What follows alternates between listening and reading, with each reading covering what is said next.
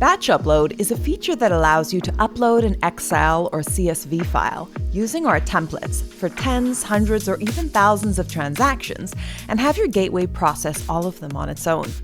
This saves you the manual task of running them one at a time, and instead, you can simply fill and upload a template, leaving the gateway to do all the processing work.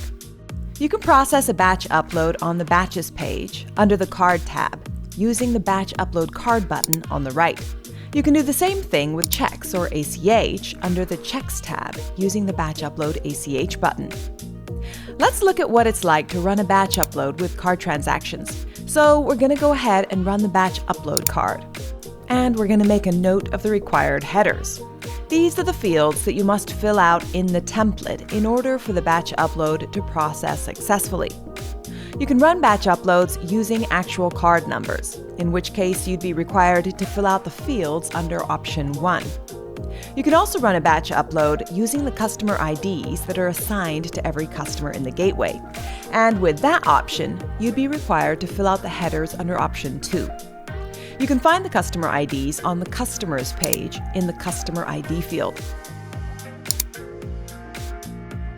Please make sure to open up the Tips section and read through the tips for a successful upload to save yourself unnecessary frustration when running batch uploads.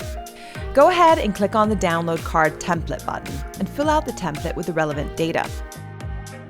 When you're done, click on Upload CSV and upload the template that you've filled out. Once it's uploaded, you'll see the name listed here.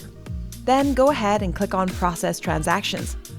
If all the information is correct and the template was filled out correctly, you'll get a success notification, and the gateway will process all of these transactions on its own. Transactions will appear in the Batches page and the Reports page as regular transactions, and you'll be able to view the details and take additional actions as you would with all other transactions.